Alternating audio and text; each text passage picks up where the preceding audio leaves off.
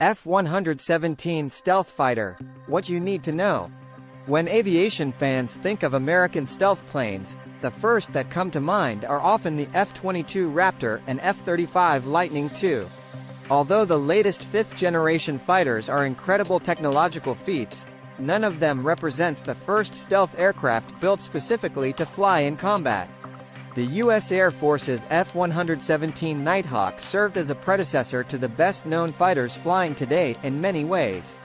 True stealth qualities of the Nighthawk are frequently questioned. At the time of its commissioning, the U.S. Air Force recognized the aircraft as a stealth fighter. However, the U.S. Air Force designated the airframe as a stealth fighter at the time of its commissioning. Although the combat days of this airframe are long gone, retired Nighthawks have been seen flying over Nevada in recent years. Presentation of the F-117 Nighthawk. Following the Vietnam War, the U.S. Air Force wanted an aircraft stealthy enough to evade the Soviet Union's increasingly advanced surface-to-air missiles, SAMs. The creation of the F-117 fighter was a black project for years, a highly classified initiative known only to a few of Pentagon officials. The plane's nuanced design dates back to the research of Russian scientist Pyotr Yakovlevich Ufimstev, whose work led to advances related to minimizing the radar cross-section of airframes. In fact, the former USSR discarded the diamond shape concept that emerged from Ufimstev's work. However, the United States took the ideas of Russian scientists seriously. History of the F-117.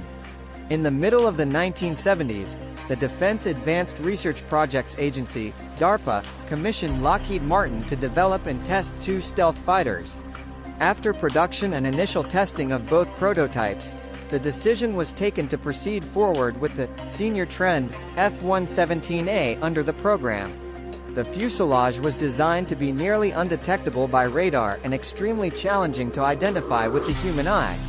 Lockheed delivered 59 Nighthawks to the Air Force between 1992 and 1990. Two General Electric F-404 engines powered the F-117, allowing the airframe to reach high subsonic speeds. The Raytheon AGM-65 Maverick and the Advanced Guided Munition System, AGM-88, HARM air-to-surface missiles were among the weapons that the Nighthawk could carry. Events on land. Due to the timing of the Soviet Union's collapse, U.S. authorities briefly believed that the new airframe would no longer be required because the Soviet threat no longer existed. The F-117 platform was utilized for the first time in Panama during Operation Just Cause in 1989.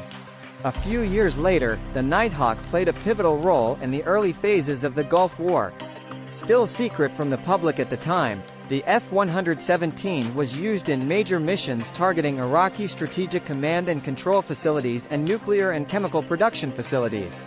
As Peter Susha notes, although Nighthawks only accounted for 36 of the stealth fighters deployed in Desert Storm, they only represented 2.5% of the total force of 1,900 fighters and bombers, yet they flew in more than a third of the bombing runs.